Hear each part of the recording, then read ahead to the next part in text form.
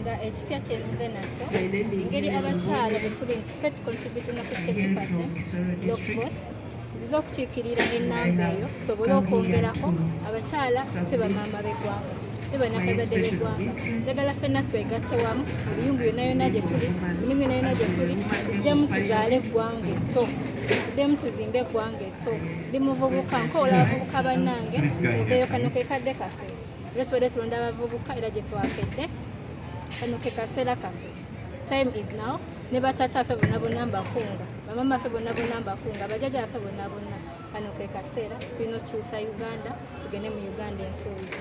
Assalamu alaikum warahmatullahi amanya Namiro Sumaya, woman representative Goro district. Bye. Namiro Sumaya. Okay.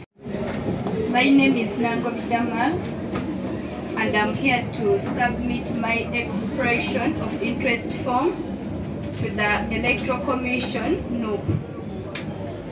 Yeah, and my message to the youth is that we are responsible for shaping the future of our nation, and therefore I call upon all the youths to come and participate in the politics and leadership of our nation. So, what are you protesting on? I'm aspiring for woman member of parliament, Kalido district. Submit your credentials.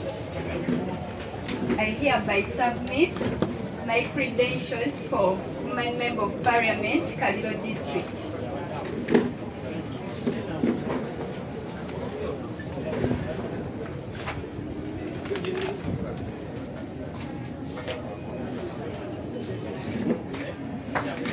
Maso mu Uganda amaje ne polisi gali buli wamu nakaluka babuka mula ebigenda mu maaso kati bali mu kwenya abana maguru bene byambe ne mula ebigenda mu maaso this criminal regime beri mukola so nyero basa bamunanga bavubuka na mwenna bakulumeza gano kujja kwesimbawo mukubirize banansi kusituka kwebereramu tekimenya amateeko gamba abantu musituke mulwanira obuwanguzi bwammwe musituke mubanje kyemulondedde akaluka bagata protest vote ketugendamu nze sina kyamanyo kyengenda kukola busiro mu government enfu tekiriyo abagezako kukola Baseginya Muhammad battabatte sibeguli tetugenda kukolera mu government njamu bituufu tosobola kubeera mutuufu mu government njamu tukyusa system namba ebyo bigambo tebiri political biri revolution nsaba yena agenda okujja okwesimbawo na yena agenda okwesimbawo tambuza obaka nga buli revolution embasaba bosabi tuzimba abantu tugenda bako ne kitu bako kubadde kiriyo anagezako kukola ogenda fabo fi mwana Seginya Muhammad mumujjukira yagezaako sibeguli mwebale nnyo mwebalire ddala sigadde nze Asadaman Makwe banje bayizo okubuza kutenda bika yange ngobaka wa parliament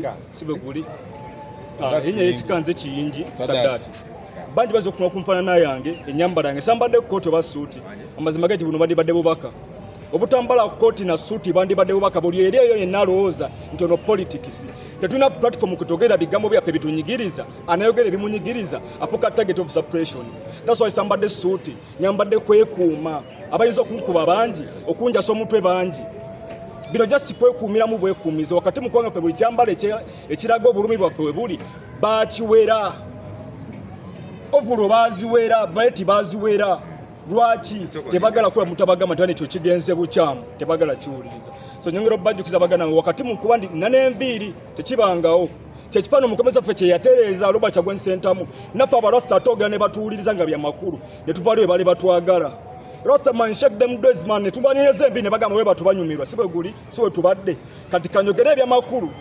bibere kyakula birakeri yenna tudde mu makoti masuti dirapa baitu je tuli sibwe guli so Busiro North tugenda kuba tujja naye nga sikukiki ya Busiro North yokka wabula Uganda namba era ne tuba tufunye kadi yaffe tugenda gonya amateeka g'ekibiina tugenda genda mabega yayina baje endowooza buli wamu mwenna mumutegera bulungi oyo Sadamani kibuzo kinyo nasalako embiri zange nga nyingira mu parliament kino kibagamba abana b'ebuso na Uganda namba embiri zange nzisalako tulayira bamanye nti gwe bayingiza mu parliament tabafaanana tuzisalako mbakima nti ayingira mu parliament afaanana nga bano gyavudde nze sirya eddoboozi erituse eddoboozi lyabali yenze eddoboozi eribadde mubali eriri mubali erisituse ntegereka bulungi era embiriza ngezisalako bweyitulayira nga tusayininga mpapula ziri embiriza zijja ku bikooti byabwe bikooti sijja biyita bikooti nabisirikubanga omukulembeze waffe abitereeza imeji ekooti nesuuti yateerera ku mukulembeze waffe so nja kwambala ekooti nesuuti nga muginyambaza mugijjemu eno gaadi amugaadi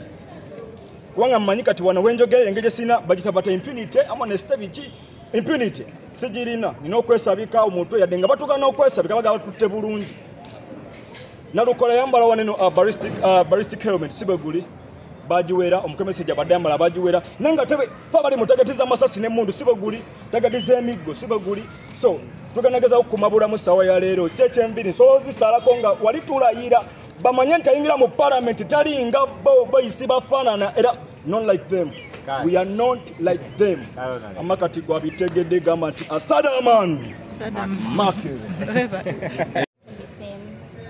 saagala nnyo kwogera nti nno ndi omu ku baana abawala abasooka okuwambibwa mu struggle eno saagala kyenyumirizamu kuba kindeetera memories ekiramu naye mbajjukiza wa gye tuvudde mu struggle eno okukwatibwa kwe tubaddemu nga tutambula ne his excellence pulezidenti waffe Kyagulanyi yonna kunoonya akalulu era nga nkubiriza abantu mwenna abeesimbyewo interest muleke ziteeka mu kifo yokka temwagala obukulembeze entebe y'eggwanga gye tusinga okwetaaga era bw'ofuna opportunity yonna ne bw'obeera nga tobe gy'oli si wuwo for example nze ndi webkomansimbi naye mundabye mu districts ez'enjawulo nga tunoonyeza pulezidenti waffe Kyagulanyi akalulu so bannange tufube nnyo okulaba ekino struggle tetulina interest zaffe zokufeeka naye akalulu ka pulezidenti nga tukaliko nnyo weewaawo oyagala okuba kulekyo ekifo ky'oliko mbeegayiridde nnyo kyetwerabira nti ekisibye ebintu byonna mu ggwanga lino obutatambula bulungi kubanga tetulina kifo kiri ku top so kyekyo mukama wange bantu bangi beesobodde nga baagala okukulembera disitulikiti y'ebukomansimbi nennya abakyala osookedde mu kibiina ano weeyagala kaali kyanjawulo kiwe ekyenkuzi kyoga nti abaddeyo wa NUP afe abagatwa NUP nenze zirayika ekyenjawo kyange kyekinoze nsaanidde kakati kyenjagala ngambe sirina kyanjawulo nnyo kiriwo naye ffe tuli people power maanyi g'abantu abantu b'ebukomansimbi bye bagenda okusalawo bweza banjagala mbeere mukulembeze waabwe oba nedda abantu bonna bali capable ate era basobola era nze nga legistra wa district abadde legistra district eyaffe y'ebukomansimbi nsanyuka nnyo okulaba nga n'ekifo tukiriko bangi nnyo abali ku kadi ya NUP ekindi nga tinakola nnyo omulimu ogw'okubunyisa enjiri ya NUP eri bantu b'ebukomansimbi era mbaagaliza omukisa yenna anaafuna kaadi omukama mubeere gwe tugenda okubeera naye ekibyeroozi tatambudde bulungi emyaka gino etaano nga NUP temu gyogamba nti nze bwe naaba ntudde awo ate sikentandikira kati njagala nkubuulire ekibiina kyaffe My name is Anna Zambia. Notable political figure serving as in Mbale City General Secretary, National Unity Platform, the Uganda biggest leading opposition. I'm here to express my interest. I'm here to express my interest for woman member of parliament in Mbale City, and I'm here to submit my academic documents. Thank you so much. Please go ahead and submit. Good afternoon, everybody. My name is Boy Mike Samuel from Mbale City Industrial Division. I've come to express my interest as a Lord Councillor in Mbale Industrial East.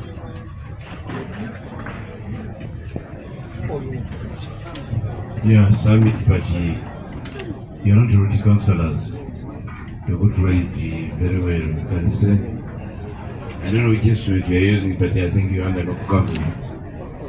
The KCCA has a special law. Greetings to you from Northern State Division, Mbale City. My name is Masaba Ivan, constituency chairperson of the National Unity Platform, Mbale City, a former NUP candidate who won the election but I was not declared. By this time round, I confirm that once I'm given another opportunity to carry the NUP flag, it's going to be a landslide. Madam Chairperson, I've returned my expression of interest form, among which includes the extensive academic qualifications and also a statement from the petitions which I filed in the last election. Kindly receive as we wait for your vetting and as we fight to see that we have a new Uganda. Thank you. For the Member of Parliament of Bugdadi East Constituency, Sironko District. I've come here to submit my academic documents. Please go ahead. That is East.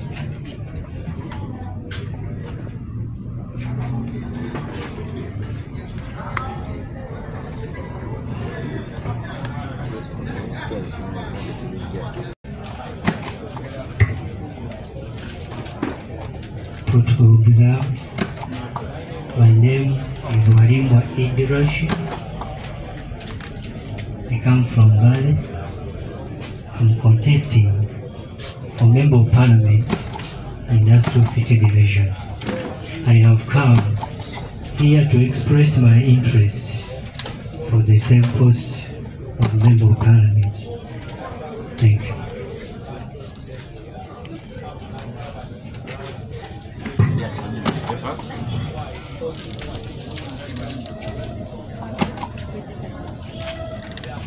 My name is Jamil Chivumbi.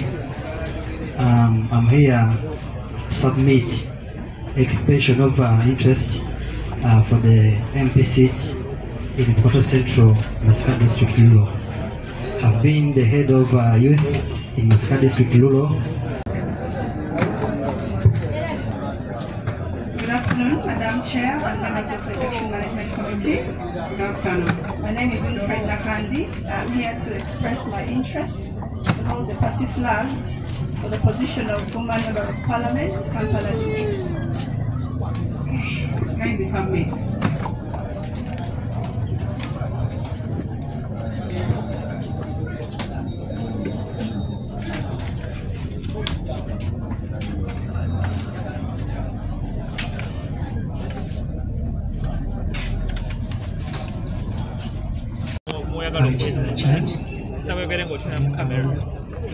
Neyaziza nnyo amanya nze Winfred Nakandi nga nzize leero okuteeka empapula zange amaze okuteekayo okwesimba ku kifo ky'omubaka omukyala Woman MP wa disitulikiti eno eya Kampala.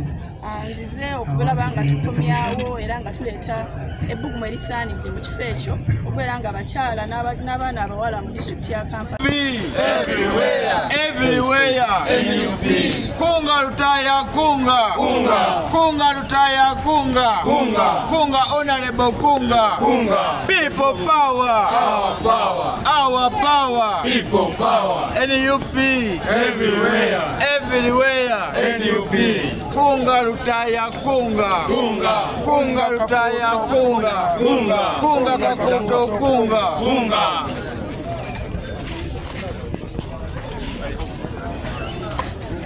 Allô. Naleeba Lutaya ayingiddewo abantu b'e Kakuuto. Abantu b'e Kakuuto ate munagamba nti omukulu tanajja wuuyo.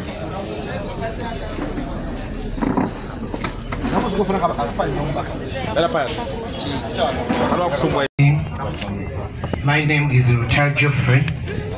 I represent Kakuuto constituency. I've come here to express my interest for the same seat I'm holding, and I pray that I'm given an opportunity to represent my people of Kakuuto the second time. Here are my documents.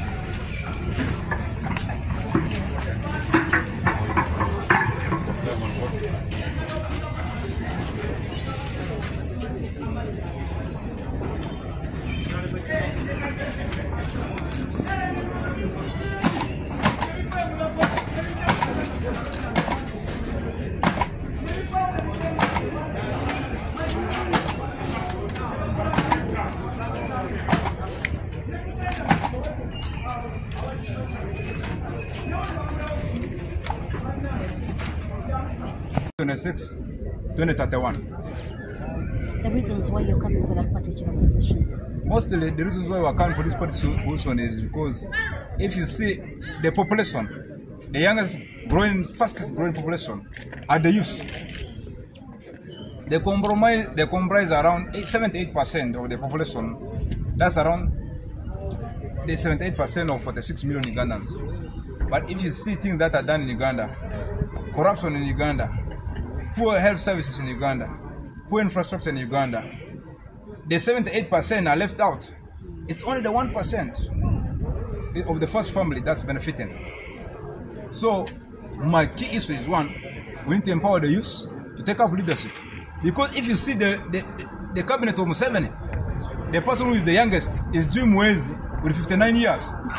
And their elder being most early over too many. So if you look into this, if Corona came now and blew off those people, who will be the next leaders? So we must get another clean brush and new generation of the leaders to take Uganda from there. That's why we said the power belongs to people in Article 1, and people power is the best. And as new political brass were woken up in NUP. Thank you. Your names again?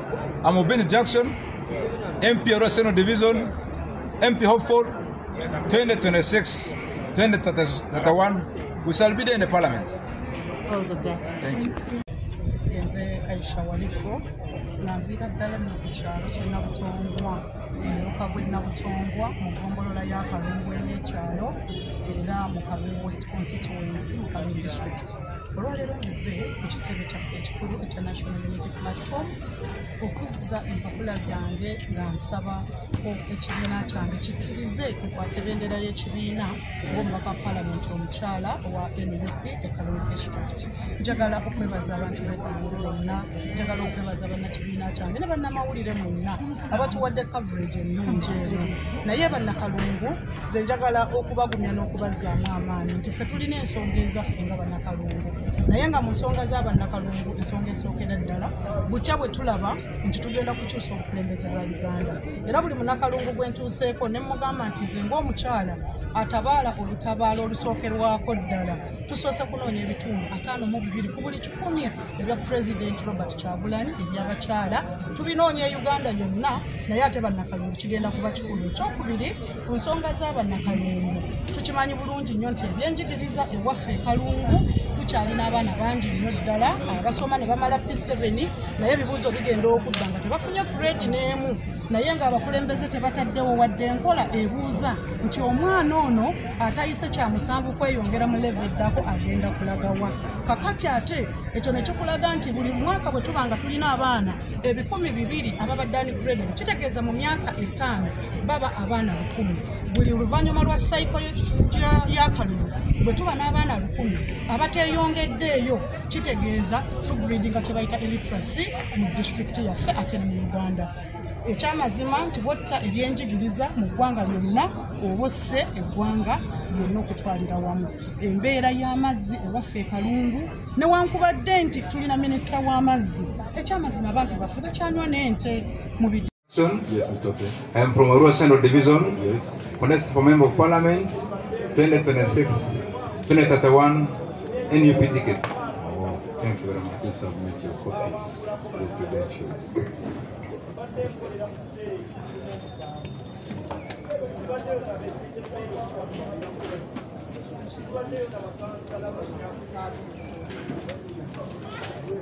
Jibo Bennett from Aibo West, that's in Arua City, contesting for Member of Parliament.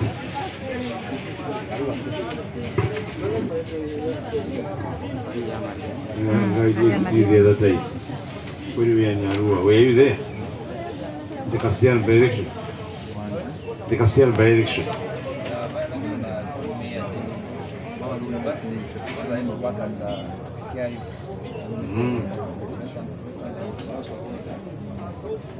You were there?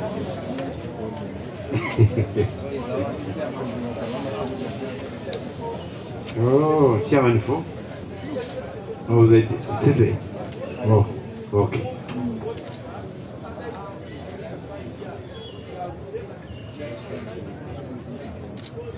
Gange banyita Katorona ekerwa hwide. nduga mu Bunyoro region ngenda kwesimbawo aba member of parliament Hoima West. Abantu ba Hoima okutulina amafuta nizire kurora ngu emirimo yona ekujja mu mafuta abaana baitu bafunira emirimo kurora ngu city esana eri city bati nkanyondi lawyer kurora ngu ebinyasomere mbikozeseze mu bantu ba Hoima kurora ngu abantu bakurakuranye mu Bunyoro yona okuba bali hansi emirimo yona bagigabire emirimo omuntu akorwa kunaina akachiti okusanga abantu abalikolezi bali Banyoro so nkwenda kwizire kubarwanire kandi kyo kurora ngarulire empapura zino activity ya National Unity Platform. Sama Gaddafi asante Gaddafi asante abasibe asante abasibe asante abasibe asante free all political prisoners. People power. Our power. Our power. People power. NUP. Everywhere. Everywhere. NUP. Machinde West. Chibuye tu constituency kunga. Kunga. Machinde West Paris kunga. Kunga. Machinde West kunga. Kunga. Chibuye tu kunga. Kunga. Chibuye tu kunga. Kunga. Tusoja nalo tusonze. Tuke bila bila mama. Museveni agenda. Mama nyabo. Tuke bila bila mama. Museveni agenda. Mama nyabo. Tuke bila bila mama. Museveni. Basabone banyabo bana Uganda mwenna naddala abakyala ba Uganda tuli wano okubategeeza nti omulimu omukulu gwe twolekedde mu kalulu kano gwe gw'okuba nti twekunga ng'abakyala bannakazadde bamaama yonna gye muli mutweyungeko ku mulimu guno omulimu gwa kufuna ebitundu 52 eby'abakyala abalonda mu Uganda tukuwe Kyagulanyi Ssentamu. We are NUP Women Warriors. Yefendo kozi fe bakyala batabaazi tubagamba ekintu kimu tukoba maama oli eyo ng'onyigiriziddwa ng'emiwendo gikususeeko obungi egigula sente z'ogula ebintu za bwanana ebintu biri ku bbeeyi malwaliro tewali ddagala onyigiriziddwa nga maama tugamba ekintu kimu tweyungeko twegatteko ebitundu 52 bye tunoonya eby'abakyala ba Uganda abalonda tubiwe Kyagulanyi Ssentamu tubagamba ekintu kimu protest vote si kigambo kya kwejalabya twagala tukibanyonyole mukitegeere protest vote etegeeza nti genda munnange otuukirire buli mukyala yenna omunyonyole lwaki alina okulonda lwaki alina okwetabamu mu prosesi y'okulonda lwaki alina okubeera mu kalulu kano era lwaki alina okusituka n'atatuula waka kubanga abakyala ffe tusinga omungi bwe tubanga twekumyekumye ffenna ebitundu 52 ne tuliwa Kyagulanyi ajja kuwangula eno 52% women block vote gye twogerako si abakyala bokka mu abaami namwe mulina otuyambako kubanga ebyaddala buli mukyala abeera n'omwami amuvunaanyizibwako mwe bataata mutuyambe mutuwa abakyala tutambuze enjiri ffenno tutambula Uganda yonna buli disitulikiti yonna tuli bagituukamu nga tukola omulimu guno nga tutegeeza abakyala nti nno mulimu gwammwe okuleeta obukulembeze bwe mwagala mulimu gwammwe okunoonya pulezidenti gwe mwagala mulimu gwammwe okunoonya ombaka paliamenti gwe mwagala okusingira ddala twetunuulire embeera gye tuzaaliramu twetunuulire embeera gye tukoleramu gye tuwangaaliramu ebitunyigiriza bye bingi kitegeeza tugenda bijjawo nga tusazeewo ku bukulembeze bwe twagala tugende tunoonya akalulu tukalonde ate era tukakuume ezo z'empagi essatu ezinenyola protest vote buli lw'oyogera ekigambo protest vote yongerako nti kanoonye kalonde kakuume tweyanziza nnyonnyo ate kabangi Uganda kitegeeza nti abakyala abalala mwenna mulina kutwegattako eno kozi gye tuliko twagala tufune ebitundu 52 tukola abakyala ba Uganda abalonda tubiwe His Excellency Kyagulanyi Ssentamu atukiikirire nga pulezidenti waffe ow'eggwanga agenda okuddako 2026 ekirala kye twagala okubategeeza protest vote kanoonye kalonde kakuume lwaki tubinnyonnyola kuba twagala mutegeere protest vote kitegeeza ki zino z'empagi essatu ezinnyonnyola protest vote kanoonye genda omobilizinga abantu genda obabuulire ebituufu babuulire ekyokukola ekituufu Ekyokubiri balaga obuvunaanyizibwa bwabwe nti balina okulonda bagende bakalonde ate bwe bamala bakakuume.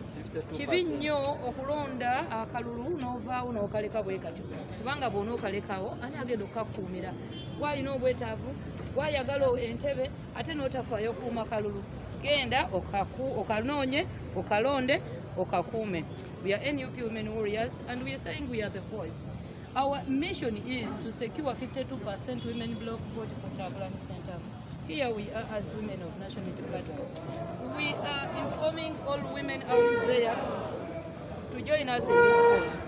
What we want to reach out to every community, to every woman on the grassroots, to inform them their roles as women, to inform them why they should actively participate in this election. We are the mothers, and we are the therapists of gender, and we want to inform all women that it is our cardinal role to mobilize other women to inform them what they should do and what they are supposed to do. I am here with Rachel Rico, the woman representative 2026, 2031 Kamuzu district, and she has something very small to inform women. Actually, our role is abakyala ba Uganda kati tusinga okubagamba kino kimu nti buli ggwanga bwe libanga liriko ekitali kituufu gwasooka okuyigirizibwa ate bwe tuba tutunula ebiseera ebisinga mu kalulu nga Uganda erina abalonzi obukulu 18 olumu ne batubba n'okutubba nga Museveni alinako emiliyoni 5. So kitegeeza abatalonda kuba mugwa musooka muveeyo twongera ku bitundu 5 mu 2010 ffe tujja kuteeka Kyagulanyi mu ntebe.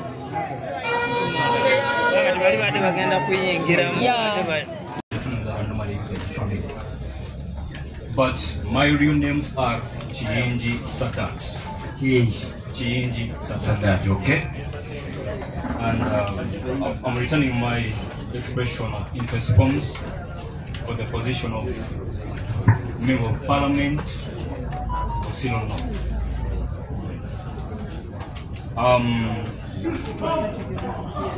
Manigwanga Sadaman Makewe. No, go ahead here. You are English. You are restricted. At least on this list. All right. So I'm trying to show the other young generation that in a way of answering the call for our president, Dr. Kyagulanyi Ssentamu, that we must stand up and represent ourselves by ourselves as we the youth. I'm going to stand up for the Member of Parliament, Bosirono, the areas including Kachiri, Mende, Katikamu, Namayumba, and other places. So I'm conscious that I'll be compliant with the laws of the National Unity Platform, and I'll work under the guidance of the leadership of the National Unity Platform, and I'll follow their guidance where necessary. Please submit your papers.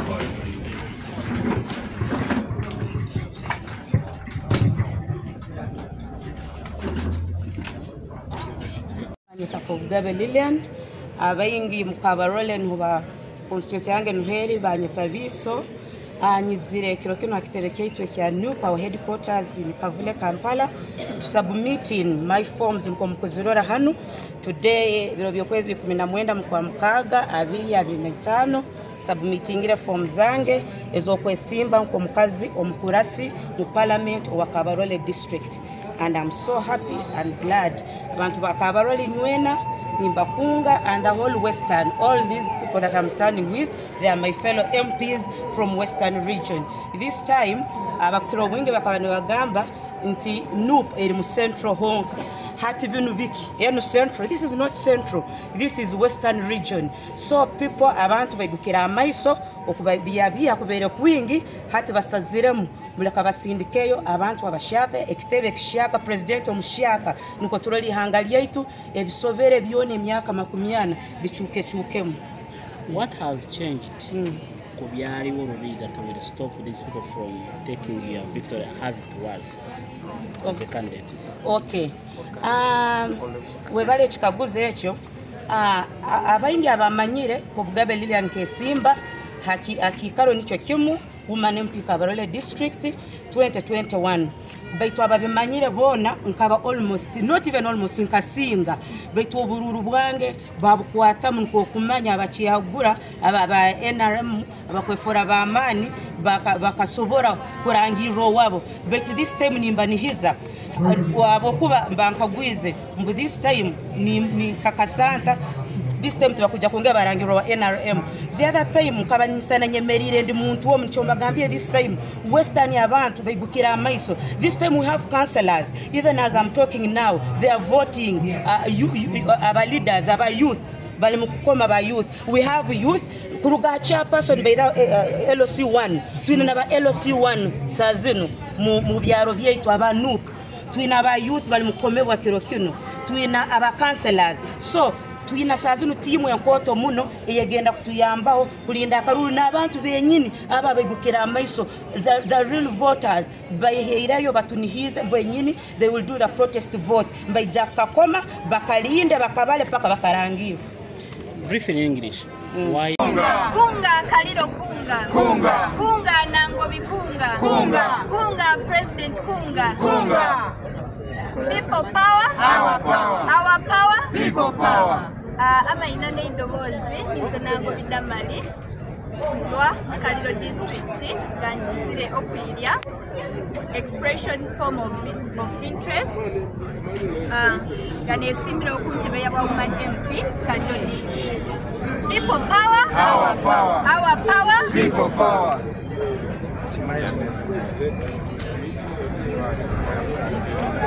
Abana be Kaliro MP uyo mukyala azze MP mukyala Kaliro District uyo aba ayingiddewo nalebo babo nalebo weruwero oli nalebo zwaita Bukoma Nsimbi so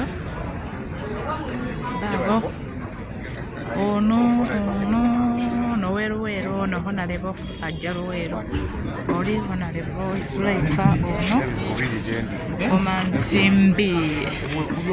Nsimbi ne luwero so ba MP umani MP mwezo gundi temwebuuza nti baani ataabo ono gwe bayita honalebo zulaika Bukoma Nsimbi omwana wamwe uyo in Masindi District. Thank you. Yes, you're welcome. Please submit the papers.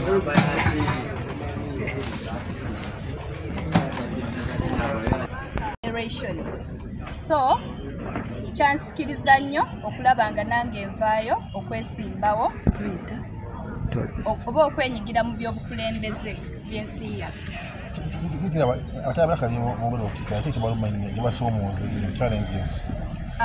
Ebibaluma tebyawukana biruma bantu balala mu disitulikiti endala. Obwavu bungi, tebalina mirimu, mu malwaliro temuliimu madagala, abakyala bafanga bazaala. So ezo ze zimu ku nsonga ezindeese okwesimbawo ku ntebe ya Woman MP. Nsaba kutuddiramu ku mannya. Amanya nze Nangobi Damal, aspiring Woman MP Kaliro District. Tuwa mu Lusoga. Jayo. Tuwe mu Lusoga. Soko inda katono. Yogera. Tandika. Ama inane idobozi nizo Nangobi Damal. Omukale yesimbireho ku ntebe ya Woman MP Kaliro District ne 2026 okukisimbe kya Nungu. Ekyansikiriza okuyiza okwesimbaho yo President waisu His Excellency Kyagulanyi Ssentamu Robert o President w'omulembe gwaisu. So okubona omuvubuka omunaisu nga zwireyo okwesimbaho kyatuinspiringire ino nga isu abavubuka okubona nti kisoboka swena okwenyigira omu by'obufuzi by'ensi yaisu. So nije gimo ku nsonga ejyantwaireyo okuyiza okwesimbaho n'okuheererya abantu bange abakaliro district kubanga for long babbe babula idobozi ly'amaanyi lisobola kubalwanirira mu parliament. Bizibu ki ebiruma abantu b'ekaliro dimension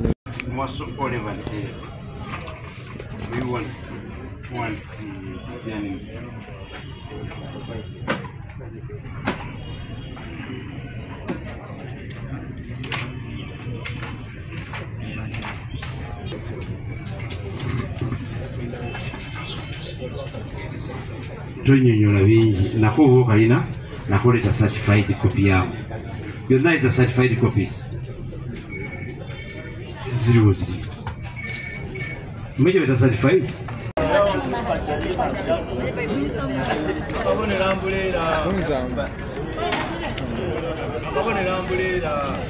we are going 1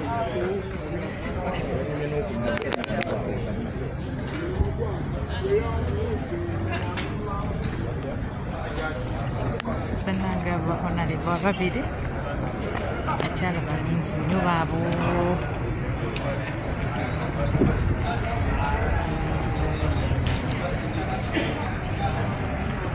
Nenga tamani tabuzi na